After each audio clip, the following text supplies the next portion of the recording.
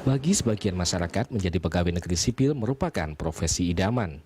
Karena itu, tidak mengherankan jika proses seleksi calon pegawai negeri sipil selalu diikuti oleh ratusan ribu pelamar. Tahun ini, pemerintah kembali membuka lowongan CPNS. Sekitar 65.000 posisi ditawarkan, baik di pemerintahan pusat maupun daerah. Untuk mendapatkan posisi tersebut, lebih dari 1,6 juta pelamar bersaing dalam tes seleksi CPNS. Di sisi lain, proses seleksi CPNS juga rawan praktek korupsi atau penyimpangan lainnya. Karena itu, Lembaga Indonesia Corruption Watch atau ICW bersama LSM lainnya melakukan pemantauan ketat terhadap proses seleksi CPNS kali ini. ICW bahkan telah mendapatkan laporan mengenai potensi penyimpangan dalam proses seleksi kali ini. Seleksi CPNS merupakan bagian penting untuk mendapatkan aparat pemerintahan yang berkualitas. Jika proses rekrutmen diwarnai praktek korupsi, maka dipastikan akan menghambat terciptanya birokrasi bersih. Nah, pemirsa, untuk membahas lebih lanjut mengenai masalah proses penerimaan calon pegawai negeri sipil, di studio telah hadir Deputi SDM Kementerian Pendayagunaan Aparatur Negara, Setiawan Wangsaatmadja, dan aktivis ICW Adi Irawan. Ya, saya langsung ke Pak Setiawan. Pak Setiawan, kemarin tes CPNS sudah dilangsungkan. Lalu, apa yang bisa menjadi jaminan sehingga tes kemarin bebas dari penyimpangan seperti itu, Pak? Ya, terima kasih sebelumnya. Selamat pagi semua.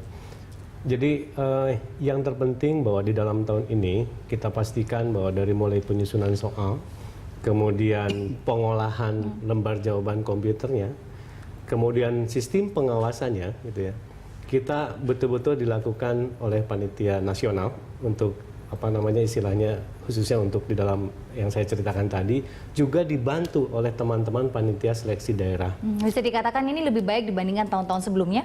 Iya, boleh dikatakan demikian karena sekali lagi kalau kita lihat di mana tahapan-tahapan kebocoran yang memungkinkan itu kita tutupi dari pengalaman sebelumnya. Tapi sekali lagi bahwa tahun ini dari mulai pembuatan soal gitu ya sampai dengan pengolahannya memang dilakukan oleh panitia seleksi nasional. Dan itu memang bisa terbukti bisa meminimalisir tingkat kebocoran seperti itu, Pak? Iya. Jadi sejauh ini kami menilai adalah demikian. Dan kami pun pada tahun ini, khususnya tahun ini, kami melibatkan sejumlah pengawas. Gitu. Jadi koordinator pengawasnya sendiri, ketuanya adalah dari BPKP, kemudian juga melibatkan kawan-kawan, terima kasih nih teman-teman dari ICW juga, dari Ombudsman, kemudian juga dari Polri, kemudian juga dari irjen-irjen dari kementerian lembaga termasuk dari pemerintah daerah. Oke, pengawasnya dari eksternal seperti itu. Oke, dari ICW, kemarin sudah berlangsung, ada tanda-tanda kecurangan terjadi, Mas? Ya, saya cek ke teman-teman di daerah dan di Jakarta juga kami mengawasi, belum ada temuan yang berarti ya terkait dengan dugaan kecurangan ini. Dan saya kira memang kalau tadi katakan Pak Setiawan, tahun ini memang cukup baik dalam artian mekanisme penerimaan termasuk kementerian membuka ruang bagi banyak pihak untuk ikut mengawasi sehingga ruang-ruang untuk transaksi baik pada pra maupun pada saat penerimaan pada saat tes ini mulai dipersempit gitu ya. Oke, mulai dari pra sampai pasca tes belum ada laporan atau mungkin belum ada data, Mas, terkait ada penyimpangan seperti itu? Yang pra kami mendapatkan beberapa laporan gitu ya. Misalnya? Paling banyak itu terkait dengan honorer kategori 2 gitu ya. Pertama yang paling banyak adalah orang-orang yang tidak layak masuk ke dalam list kategori 2 ternyata masuk. Apa saja kenapa tidak layak? Pertama, orang tersebut tidak bekerja di tahun 2005 ke bawah gitu ya, atau dia bekerja di instansi swasta, atau kemudian dia pernah bekerja tapi berhenti, itu ada semacam masa idah gitu ya. Kemudian bekerja lagi karena akan ada penerimaan CPNS gitu ya. Atau kemudian ada beberapa daerah ini yang sedang kami selidiki yang baru pemekarannya di atas tahun 2005 tapi kemudian mengajukan lebih dari 100 misalnya pegawai honorer kategori 2. Jadi itu beberapa temuan kami. Itu bisa terjadi dari ICW sendiri melihatnya peluangnya dari mana? Ya memang ini kan kalau mau penerimaan bersih mestinya semua pihak mendukung, bukan cuma Kemenpan ataupun BKN, tapi juga kementerian-kementerian atau daerah. Problemnya kan sekarang penerimaan CPNS ini biasanya kan dianggap sebagai musim panen gitu ya, terutama bagi daerah-daerah ya. Karena dalam penelitian kami sebelumnya, CPNS ini kan ya pertama biasanya akan menjadi jatah kepala daerah atau jatah partai pendukung kepala daerah atau kerabatnya, atau sisanya kemudian dijual. Tapi kemudian dengan mekanisme yang cukup ketat seperti sekarang, ruang tersebut mulai dipersempit seperti saya katakan tadi. Tapi kemudian masih banyak orang juga yang mencari celah. Misalnya kenapa banyak orang yang tidak mestinya sesuai syarat masuk ke dalam list kategori 2, karena misalnya kepala dinasnya memberikan rekomendasi atau tanda tangan saja bahwa dia sudah masuk, sudah bekerja di bawah tahun 2005 atau kepala instansi tempat dia bekerja gitu ya. Jadi tetap saja di ruang-ruang tersebut dibuka. Bahkan ada juga saya kira tidak banyak memang di beberapa daerah yang orang yang bisa masuk kategori 2 tapi harus bayar gitu ya.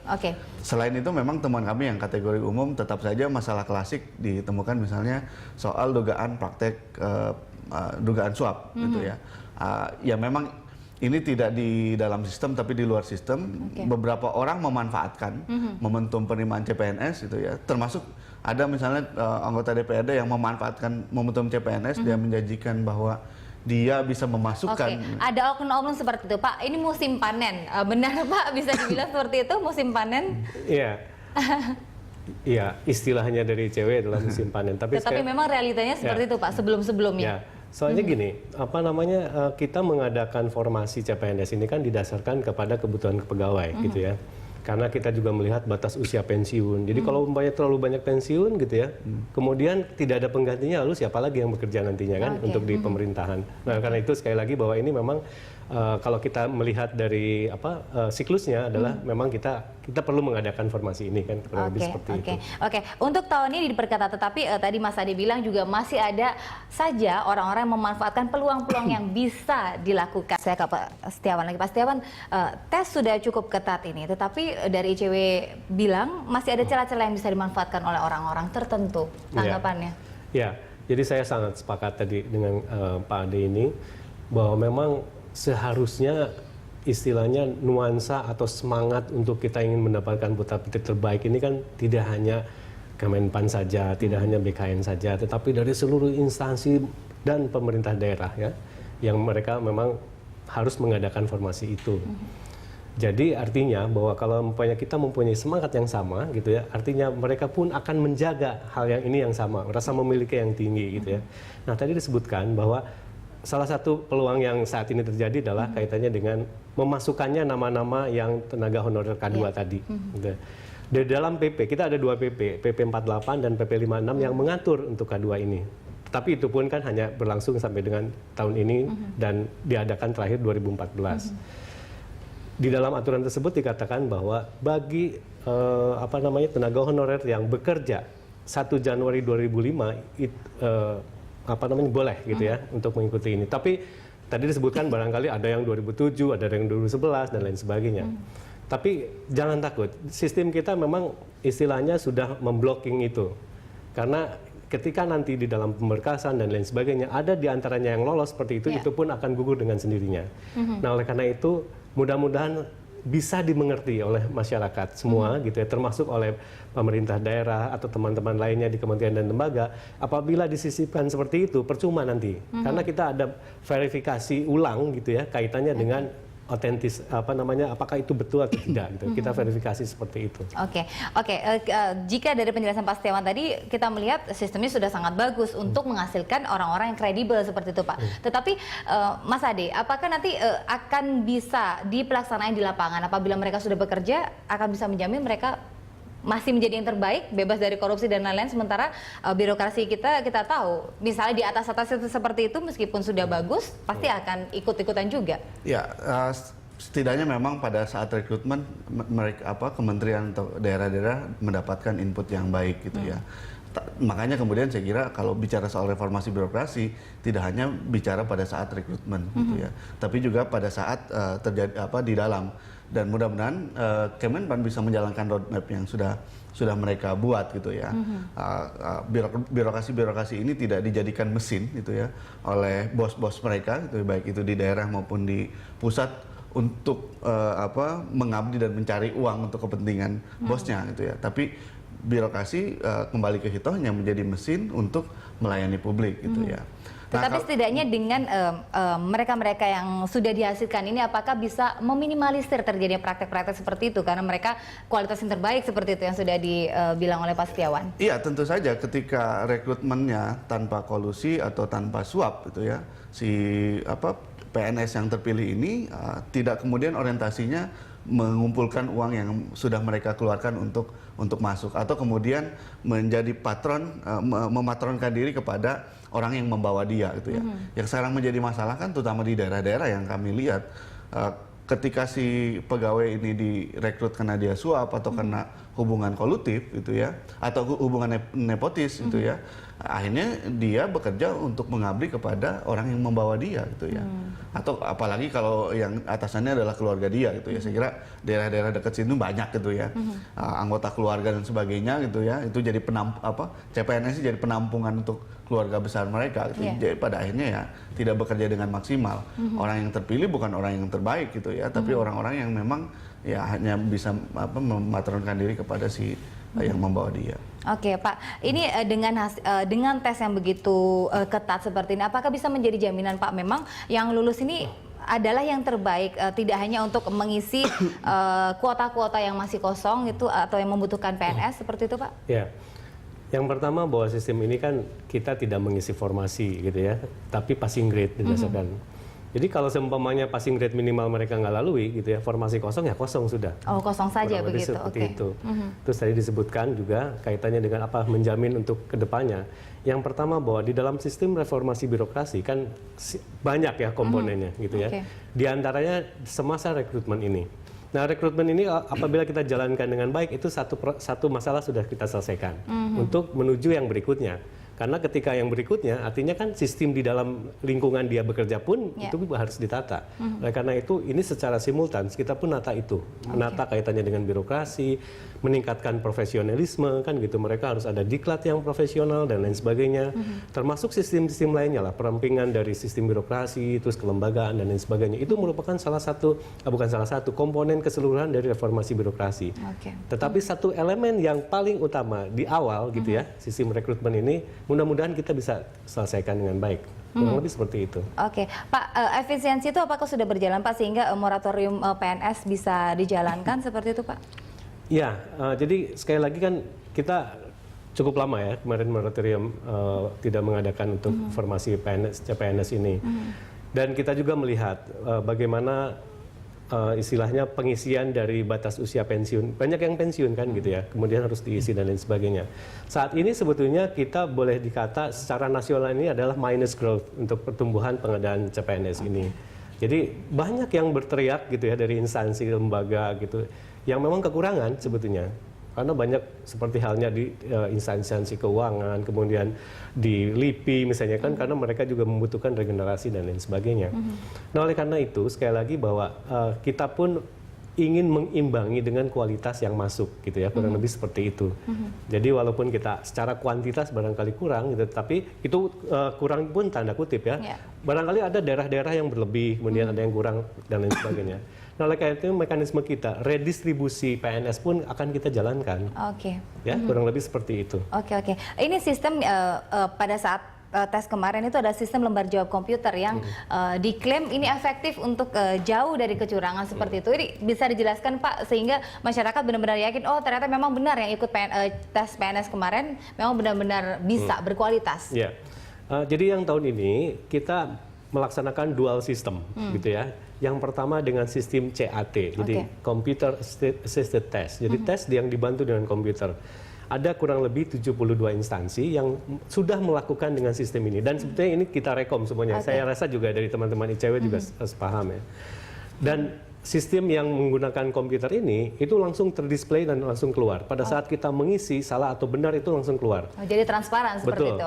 Sangat transparan dan saat itu juga bisa terlihat skor kita. Jadi, untuk sistem yang satunya? Dan banyak orang tua yang mengantar putra-putrinya ikut tes dan melihat langsung kalau kemampuannya sekian ya udah kan gitu. Nah, yang satu lagi adalah dengan sistem LJK yang sebelum-sebelumnya kita telah lakukan seperti UN lah gitu ya. Nah, ini mengisi yang menghitamkan dan lain sebagainya. Tapi sekali lagi bahwa itu semua diolah di Panselnas. Oke. Jadi semua instansi penyelenggara kemudian mengirimkan semua berkasnya ke Panselnas. Dan soalnya pun dibuat oleh Panselnas. Oke. Jadi sekali lagi kalau kita melihat ruang itu sebetulnya yang menjanjikan di tadi gitu ya di berbagai kementerian lembaga atau di pemerintah daerah ya mohon maaf kan gitu aja. Oke, jadi harus dipusatkan. Oke, saya minta tanggapan dari ICW, terutama saya mendapatkan informasi jika memasukkan anggotanya seperti itu untuk ikut tes juga ya, Mas Ade ya. Mas Ade, ini dari Kemenpan mengklaim mereka memiliki 2 sistem yang sangat sulit seperti itu untuk dicari celahnya. Apakah volunteer kemarin yang dari ICW sendiri memang merasakan hal yang serupa? Saya belum mendapat laporan dari mereka. Tapi biasanya kalau ada laporan yang gawat mereka akan kontak kami gitu ya. Jadi sampai hari ini sih termasuk saya kemarin spot check kepada teman-teman di daerah belum ada temuan yang berarti. Berarti bisa dikatakan ini masih sesuai koridor seperti itu. Ya, tes kemarin. Saya kira untuk CIT memang cukup bagus, tapi untuk LJK ya memang yang harus diwaspadai. Makanya rekomendasi kami juga ke depan semuanya mestinya CIT bukan LJK, karena LJK walaupun tadi mekanisme sudah cukup baik, tapi bisa saja disiasati misalnya dalam distribusi soal atau jeda waktu pada saat pengumpulan soal untuk dibawa kepada Panselnas itu juga saya kira titik-titik rawannya. Okay. Nah, ini yang saya kira juga masih harus dipantau lebih ketat lagi. Tapi kalau kemudian pakai CIT, masalah-masalah tadi saya kira gugur dengan sendirinya. Kalau kami sendiri ICW memang juga membuka banyak ruang itu bagi publik untuk kemudian melakukan pengawasan. Kami buka website khusus itu ya, sehingga siapapun termasuk CPNS yang merasa dirugikan bisa membuat laporan. Kami juga membuat riset. Jadi pada saat pemantauan juga melakukan survei gitu ya, kepada peserta ujian itu untuk ditanyakan hal-hal yang mereka hadapi, termasuk misalnya soal kemungkinan terjadinya praktek korupsi seperti itu. Pada saat pendistribusian hasil seperti itu juga ya dikirim ke pusat, ICW juga ikut memantau seperti itu? Iya, kami memantau mulai dari pada saat tes dan pasca. Itu bahkan pada saat pemusnahan soal pun kemarin juga beberapa teman kami ikut. Oke Pak, ini yang perlu diantisipasi yang sudah disampaikan oleh Mas Ade ini, apa yang dilakukan Kemenpan ini? Ya, yang pertama bahwa kita terus akan evaluasi. Jadi hasil yang 2013 ini kita lihat apa-apa saja yang perlu kita tingkatkan gitu ya, apa-apa saja yang memang perlu kita pertahankan. Dalam artian bahwa kalau yang sudah bagus, oleh karena itu kita akan pertahankan, bahkan kita akan lihat lagi supaya bagaimana ini bisa tertular untuk semuanya dalam sistem kita ini kan. Dan tentu saja bahwa ini semua sekali lagi bahwa kita berharap semua bisa mempunyai visi yang sama. Sebetulnya yang paling sulit sekarang ini adalah bagaimana kita menyamakan visi semuanya, baik di kementerian lembaga maupun di pemerintah daerah. Karena tujuan kita adalah itu satu tadi.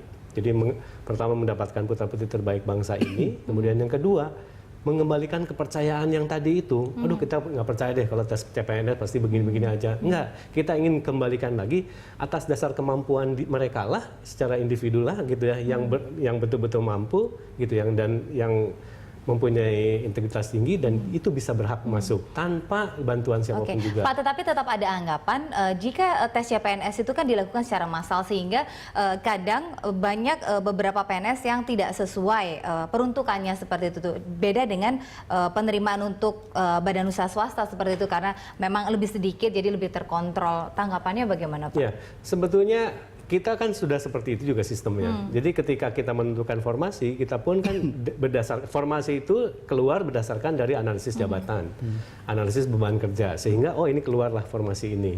Jadi sangat berbeda sebetulnya dengan sistem yang zaman dulu ya, seperti itu asal diadakan aja gitu, asal ada formasi diadakan. Tapi tidak. Sekarang kita harus ada analisis jabatan, analisis beban kerja, dan itu diwajibkan semua baik kementerian lembaga maupun pemerintah daerah untuk mengisi itu gitu ya, karena didasarkan dari itu keluar nanti formasi. Ditambah lagi hal-hal lain lah ya, ada beberapa kriteria lainnya. Tes sudah bagus Pak, tetapi kita bukan sudah menjadi rahasia umum seperti itu bahwa banyak PNS yang melakukan tugasnya itu dengan asal-asalan seperti itu. Apakah nanti ke depannya hanya cukup pengawasan atau mungkin ada evaluasi ulang dari Kemenpan? Ini ketika sudah masuk barangkali ya. Ya artinya sekali lagi bahwa penataan organisasi juga penting.